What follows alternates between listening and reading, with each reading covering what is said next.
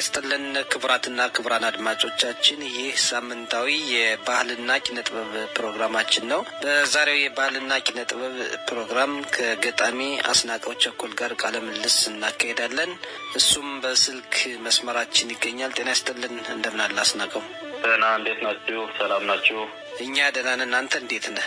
እግዚአብሔር ይመስገን። ሁሉም የሬዲዮ ሰራተኞች እንዲሁም አድማጮቻችን ሰላምታው ደርሷል። እናመሰግናለን። አስናቀው እንግዲህ ከአሁን በፊትም በተለያዩ ኪነ ጥበባዊ ዘርፎች ከአንተ ጋር ቃለ ምልልስ አካሄደናል። ዛሬም ደግሞ እንደዚህ ስለ ግጥም እያወራን አንዳንድ የሰራሃቸውን አዳዲስ ግጥሞች እንድታቀርብልን ነው የጋበዝንህ።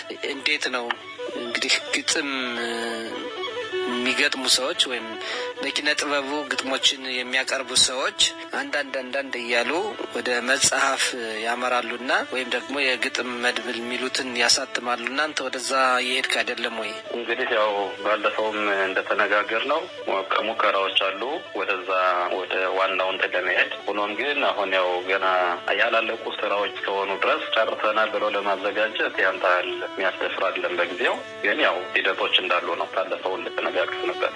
ጥረቶች አሉ። ጥሩ ነው። እንግዲህ ግጥም መጻፍ በተለይ እንቅልፍ የሚነሳ እንደሆነ ይነገራል። ብዙ ሰዎች በሄዱበት ሁሉ በሚያጋጥማቸው ነገር ሁሉ ርዕስ ፈጥረው ግጥምን ይጽፋሉ እና ያንተ ተለምዶ ተሞክሮ እንዴት ነው? እስኪ ያካፍለን። እንግዲህ የኔ ተለምዶ በስራ ቦታም በሆነ አጋጣሚም እንዲሁ በምታነባቸው መነባንቦች የተለያዩ ደራሲዎች የተሰሩ ስራዎችን በምታነብ ጊዜ ስሜቶች በተለያየ ሳይድ ነው የሚመጡት። እንደመጡልህ ነው የምትጽፈው፣ በእኔ መንገድ ማለት ነው። ስለዚህ እኔ እንደመጣልኝ ሰዓት ልጽፍ እችላለሁ። ሌላውም ጊዜ ደግሞ ያው እንቅልፍ ይነሳል ወይም እንቅልፍ አይነሳም ባልከው ጥያቄ እንግዲህ አንዳንዴ እንደ ግጥሙ ሂደትና ርዝመት ይወሰናል ማለት ነው። አንዳንድ ጊዜ ስትጽፍ እንደነበርክ በጣም አምሽተህ የምትተኛበት አጋጣሚ ማለት ነው። እንደዚህ የመሰሉ ነገሮች አሉ። ሁኔታዎች ደግሞ ግጥሞችን ለመጻፍ ድርሰቶችን ወይም ደግሞ ስዕል ለመሳል የተለያዩ ኪነ ጥበባዊ ስራዎችን ለመስራት ፈጣሪ ከሰጠው ተሰጥቶ በተጨማሪ ሁኔታዎች፣ አጋጣሚዎች ርዕስ የሚፈጥሩበት ሁኔታ አለ። አንዳንዴ ምንም ሳታስበው የሆነ ቦታ ሄደህ ባየው ነገር ልትማረክ የምትችልበት አጋጣሚ እንዳለ ይነገራል እና እንዲህ አጋጣሚዎች ሳሉ ወይ አንተ ጋር? አዎ አሉ። ልክ ነህ።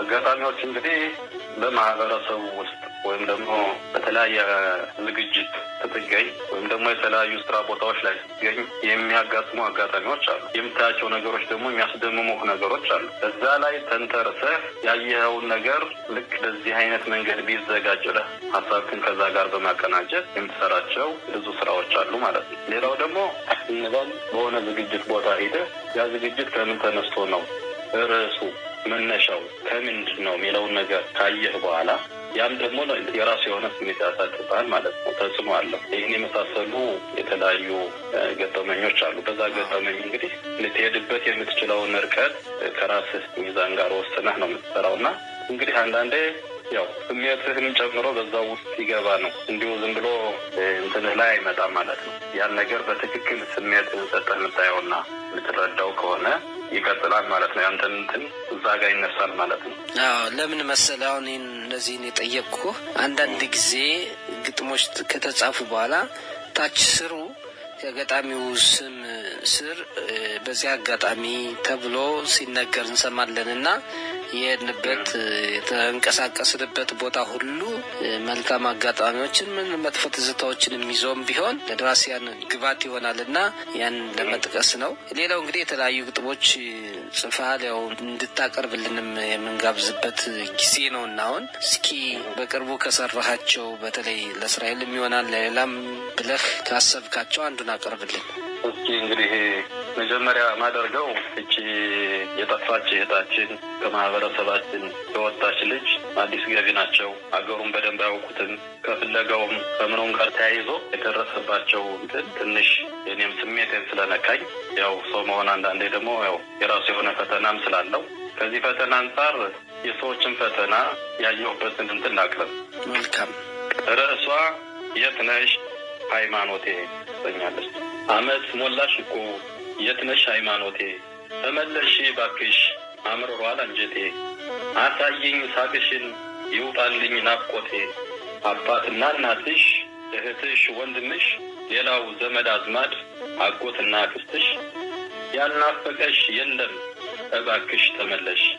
የሆነስ ሆነና እኛ እናፈቅነሽም፣ ዓመት በፍለጋ አናሳዝንሽም። ልጄ ሆይ ተመለሽ፣ ብዙ አታስጨንቂኝ። ታውቂ የለም እንዴ ደካማ እንደሆንኩኝ? ቤትሽን ካላየሁ መሳቅ እንደሚያቅተኝ። እውነት አትሰሚንም? ባለሽበት ቦታ ስጣራ ስፈልግ በቁም ስንገላታ አለሁ በይኝ ልጄ፣ መሮኛል ፍለጋው፣ መውጣቱ መውረዱ በጓዳ ጉድጓዳው። እንግድነታችን ሳንጨርስ በወጉ ቀንና ሌሊቱን ሳላርፍ ማሳረጉ። አንቺኑ ፍለጋ በእውኔም በህልሜም ስሄድ አላውቀውም፣ ጠፍቶብኛል ሳቄም። ከቶ የት ሁነሽ ነው ልጅ ዓለም አንጀቴ? ያሳቅሽ ናፍቆኛል ነይልኝ በሞቴ። ነይልኝ የኔ ዓለም ነይልኝ የኔ ልጅ፣ ይመለስ ደስታዬ። ጎኔን ላሳርፈው ይስመር መኝታዬ፣ ጎኔን ላሳርፈው ይስመር መኝታዬ ይሰኛል። ዋው በጣም ስሜት ኮርኳሪ ነው። የወላጆችን መልእክት በትክክል የገለጽክበት ነው። ሌላው ህብረተሰብም የሃይማኖት መመለስን እየጠየቀበት ያለውን ሁኔታ የሚገልጽ ነው እና በዚህ አጋጣሚ ለወላጆች ይደርሳል ብዬ ተስፋ አደርጋለሁ እና እናመሰግናለን። አመሰግናለሁ። እኔም ሌላው እንግዲህ እንደዚህ አሁን ቅድምም እንደተነጋገርንበት ሁኔታዎች ግጥሞችን እንድትጽፍ የሚያደርግበት ሁኔታ መፈጠሩ ጥሩ ነው። ሌላው ደግሞ እንዲያውም ለአንዳንድ ሰዎች ራሱ ደራሲ ለመሆን እንደው ተሰጧቸውን ለማየት ፍቅር ይገፋፋቸዋል ይባላል እና እንዴት ነው አንተስ ፍቅር መውደድ ራሱን ችሎ ጽሁፍ እንድትጽፍ የሆነ ነገር እንድታቀርብ የገፋፋ አጋጣሚ አለ ወይ? አዎ እንግዲህ ፍቅር የራሱ የሆነ ቦታ አለው። ፍቅር የራስህ መዳረሻ ነው ያለምን ማለት ይቻላል። ምክንያቱም የሰው ልጅ በፍቅር ነው ብዙ ነገሮችን መስራት የሚችለው፣ ትውልድ መተካት የሚችለው። በተለያየ አጋጣሚ እንግዲህ የስራ ፍቅር አለ፣ የጾታ ፍቅር አለ፣ የተለያዩ የፍቅር አይነቶች አሉ እና እንደ ማህበረሰብ ሲኖር ሁሉን የምታይበት የማህበረሰብ ከህብረተሰብ ጋር ሁሉ የምታየው የፍቅር አይነት አለ። እንዲሁ ደግሞ በሁለት ጾታ መካከል የሚገለጽ ፍቅር አለ እና በዚህ መንገድ ነው ፍቅርን ሊገልጸው የሚችለው። ለማለት የፈለግኩት ትልቁ የጾታዊ ፍቅር ጉዳይ አንዳንዴ ይገፋፋል፣ አንዳንዴ ጠቢብም እኮ ያደርጋል። ሰው ባፈቀረ ሰሞን የሚያደርገውን ያሳጠዋል እና ያንንም ለመግለጽ ፈልጌ ነው። እሱማ ፍቅር እንግዲህ የእናትም የሀገርም የጓደኛም የሚስትም የአባትም የተለያዩ ፍቅሮች ይኖራሉ። ትልቁ ግን እንደው የሰውን ልጅ ዓለም ላይ አስሮ የያዘው አለ። ያው ጾታዊ ፍቅሩ ትንሽ ሚዛን የሚደፋ ይመስላል። እርግጥ ከእናት ፍቅር ባይበልጥም። እስኪ አሁን ካሉ ስራዎች ውስጥ ስለ ሀገር በተለይ ስለ እስራኤል የሰራኸው እንዳለ ነግረኸኛል እና እሱን አቅርብልን። ኦኬ። ስለ ሀገር እንግዲህ ያው ሀገርም አንድ የፍቅር መገለጫ ነው። ትልቁ ያው እንግዲህ ዋና አንዱ መሰረት የሚይዝበት አንዱ ሀገር ነው። ሀገር መውደድ፣ ሀገር ማፍቀር ግድና ግድ ነው። የመጀመሪያው ቦታ ድልም አልሳሳት እና ልክ ነህ። አዘጋጅቻለሁ። ርዕሱ እስኪ ተውኝ ልቅጣው ይሰኛል። እስኪ ተውኝ ልቅጣው ይህንን አመላም፣ ባሩድ ካላጠንኩት አይሰጠኝም ሰላም። በዘመኔ ሁሉ በታሪኬ ጉዞ በእሱ ቤት አይኖርም ልቡ ሰላም ይዞ። ቂምና ጥላቻ አርግዞ በሆዱ ባሩድ ታጥኖ ነው ሚሰራይ ልማዱ። ተው ብዬ ነግሬው ልብ ካልገዛለት ልደብድበውና እዛው ይለይለት። የዘረህ ማስደር ውስጡ ሰላም የለም፣ ማፍረስ ነው ማጥፋት ነው የሚሰራው ባለም። የሚጠጣው ከኛ የሚበላው ከኛ በጣም ጠግቧል አሁን ይሄ ልማደኛ። የእሱ አጋሮቹ በደቡብ የመኖች በሰሜን ሂዝቦላ ኢራቅና ሶሪያ ኢራንን ከኋላ ቢረባረቡባት መቼም ማትሸነፍ ታሪክ ነው የሚጻፍ ደምቆ ከአጽናፍ አጽናፍ።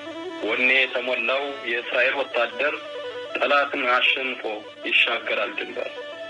አርማዋ ተስሎ በዳዊት ኮከብ ጠላቷ ቢበዛ በዓለም ቢረባረብ ሁሉንም መክታ በተሰጣት ጥበብ ግሩም ድንቅ ሥራ ታሰኛለች አጀብ። ድልን ተጎናጽፋ በታሪክ አሻራ ስትፈካ ነው ምትኖር እንደ ፀሐይ ጮራ።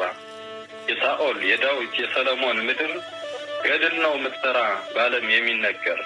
ወይ ኑሮ ያምርበት ለዓለም ሰላም አይሰጥ ይውደም ሲኦል ይግባ በእሳት ይርመጥመጥ። ልብ ይስጥህ ጠላቴ ብታርፍ ይሻልሃል፣ ያስነሳው እሳት አንተን ይበላሃል ብዬ ስለምነው የልቅልቅ ተሰምቶት ይልቅ ይብሰዋል እንደ ሽንፈት ቆጥሮት። ይሄ ጠላት ማለት መች ተኝቶ ያድራል፣ ካልቀጡት አያርፍም እያደር ያፍጋል። ከስሩ ነቃቅሎ መጣል ያስፈልጋል።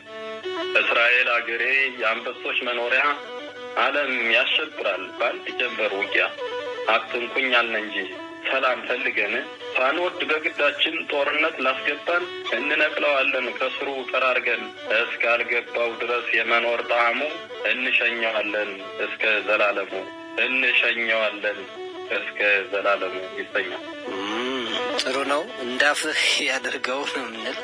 ጠላት በእውነት መውደም አለበት፣ መጥፋት አለበት። እስራኤል ሰላሟን ማግኘት አለባት። ቀላል ጊዜ አይደለም በጦርነት ያለ ነው። በጣም ብዙ ቀን ነው። 1 ዓመት ከ6 ወር አልፏል። እንግዲህ ቀላል አይደለም። ሌላው ደግሞ እንግዲህ መቼም የሰው ልጅ ተወልዶ ባደገበት ሀገር ትዝታ ይኖረዋል። ልጅነቱን ሲያስታውስ ምንም እንኳን አሁን በእስራኤል ሀገር ብንኖር ኢትዮጵያ እያለነ አብዛኛው የማህበረሰባችን ክፍል በገጠሪቱ ኢትዮጵያ ነው የነበረ። ብዙ ነገሮችን ያስታውሳል ያንን ስለ ኢትዮጵያ ሲያስብና አንተ ደግሞ በፊት የነበርንበትን የሚያስታውስ አሁንም እንኳን እዚህ ብንኖርም እዚህ የተሻለ የኑሮ ሁኔታ ቢኖረንም ያንን ማስታወሻ የሚሆን ትዝታ የሚቀሰቅስ ግጥም አለኝ ብለኛልና እስኪ እሱንን አቀርብልን። ኦኬ፣ ያው በጣም በእውነት እኔ አንዳንዴ ዞር ብዬ ራሴንን ቦታ ሳየው ካለፉት አባቶቻችን ትላልቆች አልበልጥ።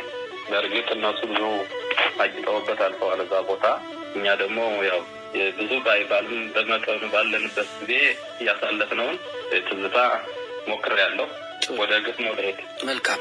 የናፈቀኝ ለታ የናፈቀኝ ለታ ጋራ ሸንተረሩ ሜዳና ኮረብታው የናፈቀኝ ለታ በአሳቤ ስቃኘው ያወራጁ ውሃ ገደሉ ፏፏቴው ትዝ ይለኛል ሳየው በአሳቤ ተጉዤ መልሼ ስቃኘው በምናብ ስስለው ከትዝታው ጋራ ልቤ እየቆዘመ የናፈቀኝ ለታ ውስጤ እየታመመ የናፈቀኝ ለታ ልቤ በተመስጦ ሀገር ያቋርጣል እግሬም ያለ ኮቴ ብዙ ይራመዳል ከኩዮቹ ጋራ ወጥቶ ይጨፍራል የናፈቀኝ ለት እንዲህ ያደርገኛል ባለሁበት ቦታ ግብኔን አቁሞ ወስዶ ያመጣኛል የድገቴን ጎዳና ቀየውን ሰፈሩን ተራራ ቀበቱን ሜዳና ጋራውን ዋኝተን ያደግንበት ብዙ ያየንበቱን ዛፍና ፍሬውን አዝመራና እሸቱን መባዘን ሆነብኝ ሳስብ ያለፍኩትን እንቅልፍ አይዘኝም የናፈቀኝ ለታ የተጓዝኩበትን የሕይወት አተታ ውም የለበሰው መስክ ዱር አምባው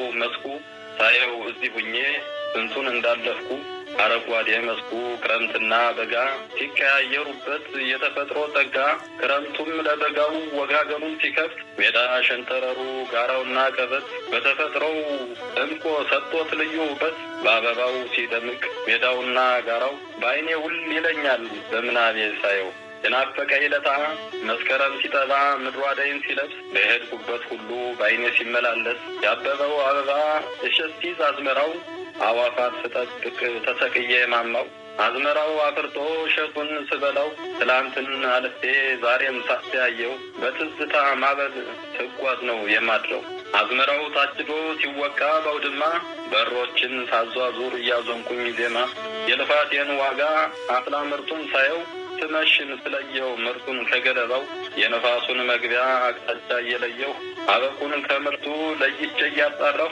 የጠራውን እህል ጎተራ ከትቼ ግርድና አይነታውን በቦታው ለይቼ ፈጣሪን በወጉ አመስግኖ ማደር እንዲህ ነበር ድሮ ተገበሬው መንደር ህልሜ እያሳደደኝ ቀናይል ወይ ማታ ጎዳናው ሰፈሩ የናፈቀኝ ለታ ሄጄ እመለሳለሁ በምናብ ትዝታ የትብቴ መገኛ ፍቅር ወልዳ አገሬ ያሳደገኝ ምድርሽ ቀየና ሰፈሬ ባለሁበት ቦታ ትዝ ይለኛል ዛሬ ምንም እንኳ ቢራቅ የሰማዩን ያክል ያደጉበት ቦታ ላፍታ መች ይረሳል ከትዝታው ጋራ ልቤ ይታመሳል የናፈቀኝ ለታ እንዲህ ያደርገኛል የናፈቀኝ ለታ እንዲህ ያደርገኛል። በጣም ጥሩ ነው። በተለይ ኢትዮጵያ በነበርንበት ጊዜ የነበረንን ህይወት የሚያስታውስ ነው።